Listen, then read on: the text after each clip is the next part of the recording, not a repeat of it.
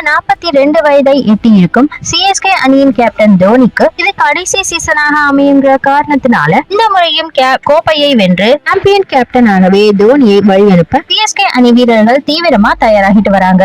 இந்த சீசனுக்கு அடுத்ததா அவர் சிஎஸ்கேல புதிய பொறுப்பை ஏற்க இருக்கிறதாகவும் தெரிய வருது. இப்படி ஒருவேளை தோனி சென்னை அணியிலிருந்து வெளியேறி இதை அறிவிக்கிற பட்சத்துல அடுத்த கேப்டன் யார் என்கிற கேள்வி எல்லோரது மனதிலும் இடம்பெற்றிருக்கு. ஏற்கனவே தோனிக்கு பதிலாக ரவீந்திர ஜடேஜாவை கேப்டனாக நியமித்து அவர் மோசமான செயல்பாட்டை வெளிப்படுத்தின காரணத்தினால தோனியே மீண்டும் கேப்டனாக செயல்பட்டார். இதன் காரணமாக சென்னை அணியின் அடுத்த கேப்டன் யார் என்பது குறித்த கேள்விகள் எல்லோரது மனதிலும் எழுந்திருக்கு. இந்த நிலையில இந்திய அணியின் முன்னாள் வீரரும் சிஎஸ்கே வீரருமான அம்பத்தி ராயுடு சமீபத்துல அளித்த பேட்டியில் ரோஹித் சர்மா சென்னை அணிக்காக விளையாட வேண்டும்னு கேட்டுட்டு இருக்காரு. மேலும் அவர் எதிர்காலத்தில் ரோஹித் சர்மா சிஎஸ்கே அணிக்காக விளையாடுவதை பார்க்க விரும்புவதாகவும் மும்பை அணிக்கு கேப்டனாக அவர் நீண்ட காலம் செயல்பட்டார் என்றும் அதே போல சிஎஸ்கே அணிக்காக அவர் இணைந்து பல வெற்றிகளை குவித்தால் பார்ப்பதற்கு சிறப்பாக இருக்கும் என்றும் சிஎஸ்கே அணியோட கேப்டன் பதவியும் அவரை நோக்கி இருக்கும் என்றும் இதை பெரும் உரிமையை அவர் பெற்றுள்ளார் என்றும் தெரிவிச்சிருக்காரு. மேலும் சென்னை அணியை வழிநடத்தும் உரிமை அவர் பெற்றுள்ளார் என்றும் மேலும் சென்னை அணியை வழிநடத்த விருப்பம் இருப்பதா அல்லது இல்லையா என்பது